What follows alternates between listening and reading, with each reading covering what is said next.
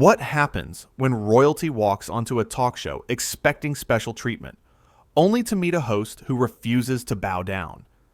In just 36 seconds, one entitled comment would turn a simple interview into the most explosive exit in television history. The studio lights were blazing, the cameras were rolling, and Piers Morgan sat across from Prince Harry, ready to have what he thought would be a straightforward conversation. But from the very first moment Harry walked onto that set, you could feel the tension crackling in the air like electricity before a storm. Piers started things off professionally. "Welcome to the show. Thanks for joining us today." Harry barely looked at him. He settled into his chair with this air of superiority, like he was doing everyone a massive favor just by showing up. "Well, I suppose someone has to set the record straight." Already, alarm bells were ringing. Piers raised an eyebrow. "Set the record straight about what exactly?" "About everything," Harry said, waving his hand dismissively. "About how the media has treated me. About how people like you have made my life impossible." Notice he said people like you. Not even 2 minutes in, and Harry was already making this personal. Piers kept his composure. "People like me. I'm a journalist. I ask questions. That's my job." "Your job," Harry scoffed, actually scoffed on live television, "is to tear people down, to sell papers, to make money off other people's misery." The audience went quiet. You could have heard a pin drop. Piers leaned forward, and you could see he wasn't going to let this slide.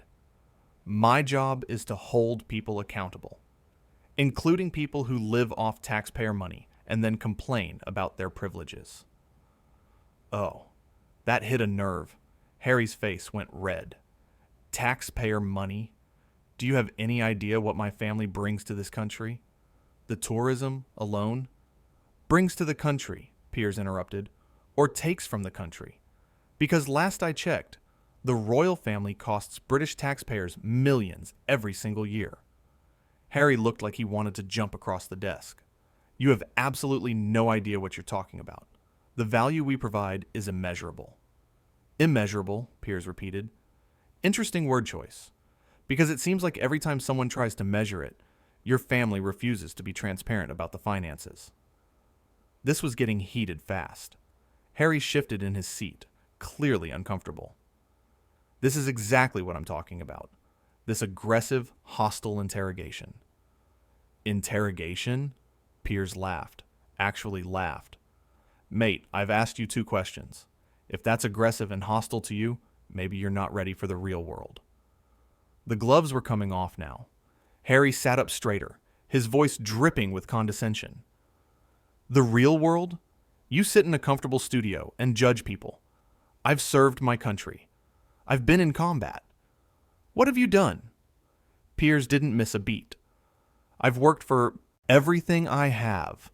I didn't inherit my position. I didn't grow up in a palace. And I certainly don't lecture people about their carbon footprint while flying around on private jets." That one landed hard. Harry's jaw clenched. "How dare you? Those flights were necessary for security reasons." "Necessary," Piers said, his tone sharp. "Right. Security reasons. Not convenience. Not luxury. Security." Harry was getting more agitated by the second. "You wouldn't understand. You've never had to deal with the level of scrutiny I face." "Scrutiny?" Piers shot back. "You're a public figure who lives a life of extraordinary privilege. Scrutiny comes with the territory. Or would you prefer we all just bow and scrape and never ask you difficult questions?"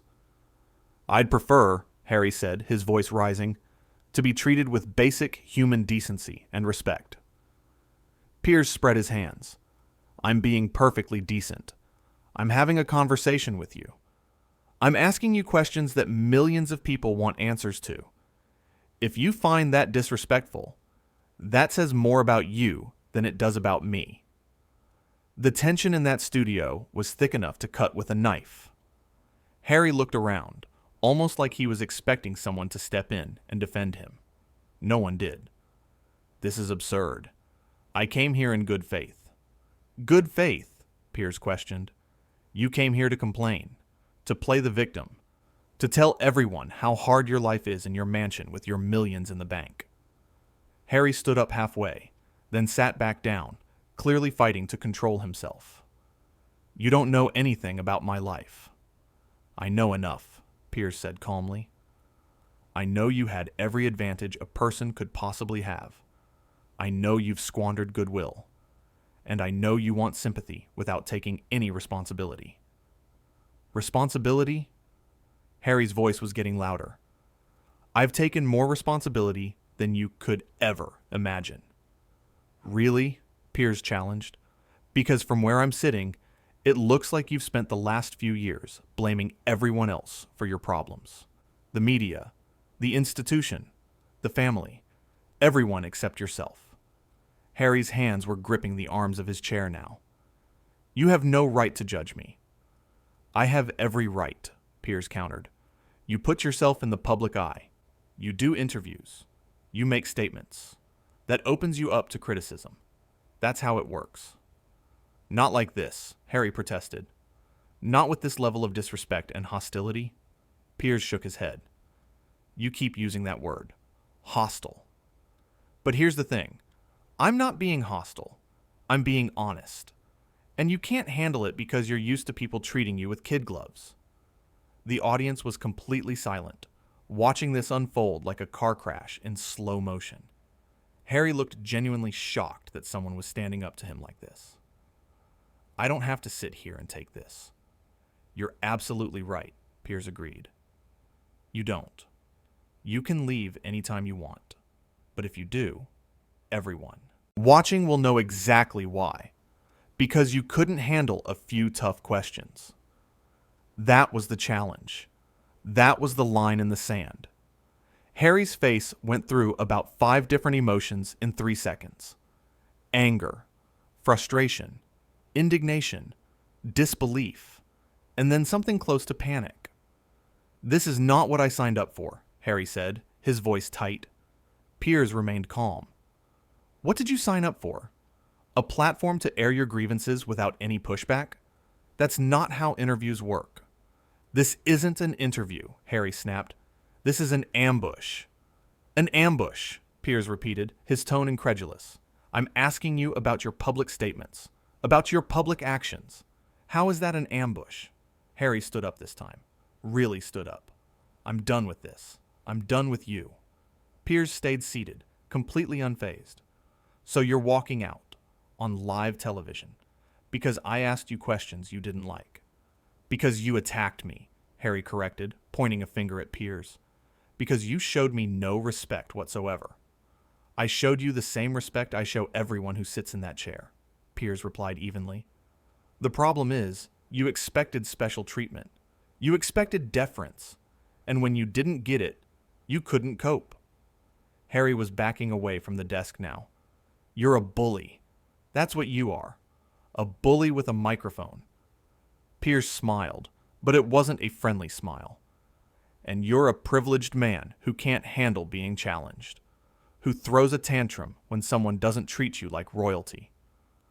I am royalty, Harry shouted.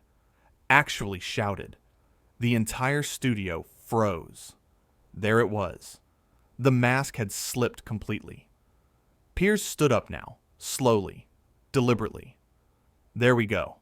That's what this is really about, isn't it? You think your title means you're above criticism, above accountability, above the rules that apply to everyone else. Harry's face was bright red now. This conversation is over. It certainly is, Piers agreed. But not because I'm ending it. Because you are. Because you can't defend your positions. Because you can't handle honest questions from someone who doesn't work for you. Harry turned to one of the producers off camera. Get me out of here. Now. The producer looked confused, uncertain. This wasn't in the script. This wasn't how these things were supposed to go. Harry didn't wait for a response. He started pulling off his microphone, fumbling with the wire. Piers watched him, arms crossed. This is it? This is your response? Run away? I'm not running, Harry said, still fighting with the microphone. I'm refusing to engage with someone who has no integrity. No integrity, Piers laughed. That's rich, coming from someone who sells out his own family for Netflix specials. Harry finally got the microphone off and threw it onto the chair. At least I'm telling my truth.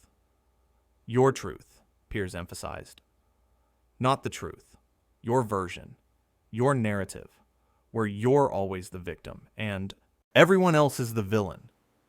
You're twisting everything I say, Harry accused. I'm not twisting anything, Piers responded. I'm simply not letting you control the conversation, and you hate it.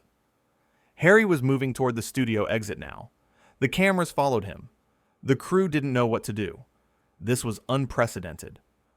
I came here in good faith, Harry repeated, and you've done nothing but attack me from the moment I sat down. I asked you questions, Piers called after him. If you consider that an attack, maybe the problem isn't me. Maybe the problem is you can't defend your own choices. Harry spun around one last time. You know what your problem is, Piers. You're jealous. Jealous of people who have more than you, who are more important than you. So you try to tear them down to make yourself feel bigger. Piers didn't even flinch. And you know what your problem is, Harry. You've confused being born into privilege with being special. You think your title makes you better than everyone else. But it doesn't. It just makes you luckier. And when that luck runs out, when people stop caring about your last name, you'll have nothing left, because you've never actually accomplished anything on your own merit. The silence that followed was deafening. Harry just stared at Piers, clearly wanting to say something, wanting to fire back, but unable to find the words. Because deep down, somewhere beneath all that entitlement and privilege, he knew Piers had hit on something true. Instead of responding, Harry just shook his head and walked toward the exit. This is beneath me. Everything's beneath you, Piers called out.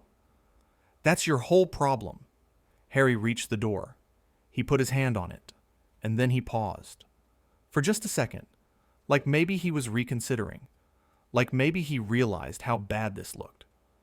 But his pride wouldn't let him turn back. His ego wouldn't let him admit he'd overreacted.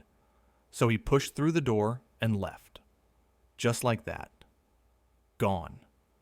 Piers turned back to the camera. The main camera. The one that had captured everything. Well, he said, straightening his tie, I think that tells you everything you need to know, doesn't it? The studio was still in shock. The audience didn't know whether to clap or stay silent. The crew was frozen in place. Nobody had ever seen anything like this before. A member of the royal family walking out of an interview on live television because he couldn't handle a few difficult questions. Piers sat back down at his desk, completely composed. You know, when someone agrees to come on a show like this, there's an understanding, an unspoken agreement. You show up, you answer questions, you make your case. You don't have to like the questions. You don't have to like the interviewer. But you engage. You participate. You defend your position. He paused, letting that sink in. But what we just witnessed was someone who's so used to getting his own way, so accustomed to people bowing and scraping and agreeing with everything he says, that when faced with even the mildest pushback, he completely fell apart. The camera stayed tight on Piers. This was his moment. I didn't attack him. I didn't insult him. I asked him about his public statements, about his public actions, about the contradictions between what he says and what he does, and he couldn't handle it. He called me a bully. He said I had no integrity. He accused me of being jealous. Piers leaned forward. But here's what really happened here today. What you all just saw. A man who's built his entire recent identity around being a victim, around being mistreated, around being misunderstood, was given a platform to explain himself, to make his case, to win people over. And instead of doing that, instead of engaging in good faith, he threw a tantrum and stormed off. The audience was hanging on every word now. Because that's easier, isn't it? It's easier to walk away than to defend your position. It's easier to claim you're being attacked than to answer difficult questions. It's easier to play the victim than to take responsibility. Piers picked up his notes, tapped them on the desk. And that's the real story here. Not that I was too tough on him. Not that I was disrespectful or hostile or any of the other words he threw around. The real story is that when push came to shove, when it mattered, he couldn't back up his own rhetoric. He looked directly into the camera. You want respect? You earn it. You want people to listen to you. You give them a reason to. You want to be taken seriously? You act seriously. You don't throw tantrums. You don't storm off. You don't hide behind your title and expect everyone to bow down. The studio was completely silent, except for Piers' voice.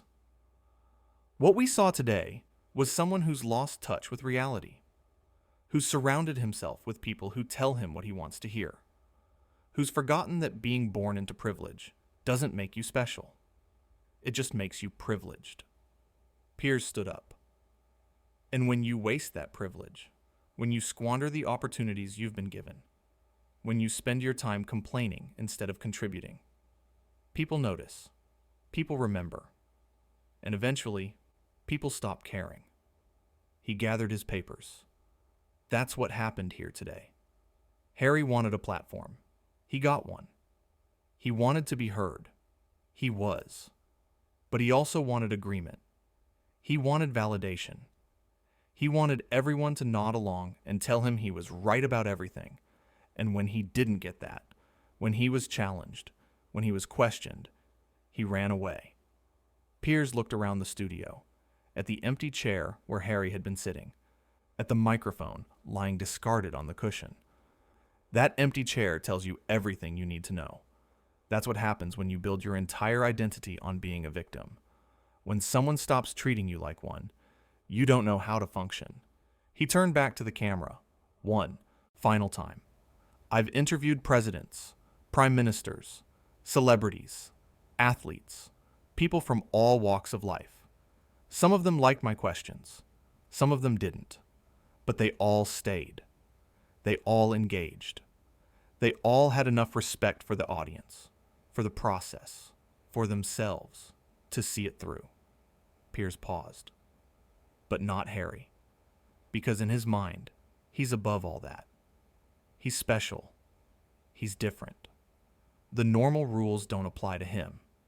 And when he's reminded that they do, that he's just another person with opinions that can be challenged and questioned and scrutinized, he can't cope. The camera slowly pulled back, showing the whole studio, the empty chair, the discarded microphone, the stunned audience, and Piers standing there, having just witnessed something nobody expected. So there you have it, Piers said quietly. The most dramatic exit I've ever seen on this show. Not because I was out of line, not because I crossed any boundaries, but because someone who preaches about mental health and compassion and understanding showed exactly none of those qualities when he was on the receiving end of fair questions. He picked up the microphone Harry had thrown down, held it up to the camera. This is what entitlement looks like. This is what happens when you've never really been told no, when you've never really had to fight for anything, when you think your birth gives you the right to lecture everyone else while exempting yourself from criticism. Piers set the microphone down carefully. Will he learn from this? Probably not. People like that rarely do. They'll spin it. They'll make it about me being the bad guy. They'll say I was out to get him. They'll play the victim card again. Because that's all they know how to do. The lights in the studio seemed brighter now. Everything felt more intense. But the people watching at home, they saw what really happened. They saw someone who couldn't defend his own positions, who couldn't answer basic questions about his own statements, who resorted to name-calling and finger-pointing and ultimately running away when things got uncomfortable. Piers straightened his jacket. And that's the thing about live television. You can't edit it. You can't spin it. You can't control the narrative. What happens, happens. And everyone sees it. The good, the bad, and the ugly. He smiled, but it was a knowing smile. Today was definitely ugly, but it was also revealing. It showed us who Harry really is underneath all the carefully crafted public relations. A man who demands respect but won't give it. Who wants freedom but can't handle responsibility. Who claims to want dialogue but runs from debate. The camera zoomed in on Piers' face. I've been called a lot of things in my career. Some of them are probably even true, but I've never walked away from a conversation. I've never refused to defend my positions. I've never expected special treatment because of who I am or where I come from. His voice got quieter, more serious. And that's the difference. That's what separates people who've earned their place from people who've inherited it. When you've worked for everything you have, you learn to fight for it. You learn to defend it. You learn that nothing's guaranteed, and respect has to be earned every single day. Piers looked at the empty chair again. But when you're born into it, when it's just given to you, when you've never had to prove yourself, you don't develop that strength, that resilience, that ability to handle criticism and pushback and disagreement. He turned back to the audience. So when Harry walked out of here today, he wasn't just walking out on me. He was walking out on everyone watching. Everyone who tuned in expecting a real conversation. Everyone who wanted to hear his side of the story.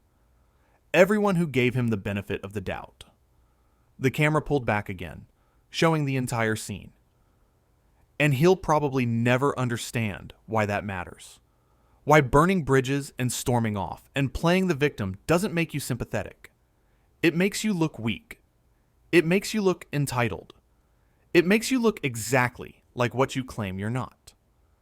Piers picked up his water glass, took a sip. This is going to follow him. This moment. This decision to walk away rather than engage. People will remember it. They'll talk about it. They'll use it as evidence of everything they've suspected about him all along. He set the glass down. Could it have gone differently? Of course, if he'd come in with humility instead of arrogance, if he'd been willing to have a real conversation instead of expecting a coronation, if he'd treated this as an opportunity instead of an obligation, we could have had something meaningful, something worthwhile. Piers shook his head slowly. But that would have required him to see me as an equal, as someone worthy of respect, as someone whose questions deserved thoughtful answers. And he just couldn't do that. Because in his world, people like me exist to serve people like him. And when we don't, when we challenge him instead, his whole worldview falls apart. The studio was completely quiet now. Everyone processing what they'd just witnessed. This is what privilege looks like when it's unchecked, Piers continued. When it's never challenged. When it's allowed to grow and metastasize into something toxic. It becomes this inability to function in normal society. This expectation that everyone will cater to you. This rage when they don't. He stood up straight, shoulders back. I don't regret how I handled this interview. I asked fair questions. I challenged inconsistencies. I did my job. And if that made him uncomfortable, good. Discomfort is how we grow, how we learn, how we become better versions of ourselves. Piers looked directly into the camera lens. But you have to be willing to sit in that discomfort, to face it, to work through it. And Harry wasn't. He chose the easy way out. The path of least resistance. The victim card. The camera stayed on him. So, let this be a lesson to everyone watching about what not to do, about how not to handle criticism, about the importance of humility and self-awareness and the willingness to be challenged. He smiled one last time. Because at the end of the day, we're all just people. Some of us are born luckier than others. Some of us have more advantages, but none of us are above being questioned, above being held accountable, above treating others with basic respect and dignity. Piers gestured to the empty chair. And if you can't do that, if you can't handle it, then maybe you shouldn't be doing interviews. Maybe you shouldn't be in the public eye. Maybe you should just accept that you're not ready for the scrutiny that comes with the platform you're demanding. The lights started to dim slightly. The interview was over. The moment had passed, but the impact would last much longer. That's all for today, Piers said finally. Thank you for watching what might be the most dramatic moment we've ever had on this show. He paused one last time. And to Harry, wherever you are right now, whatever you're thinking, just remember this. Walking away doesn't make you strong. It makes you a quitter, and history doesn't look kindly on quitters.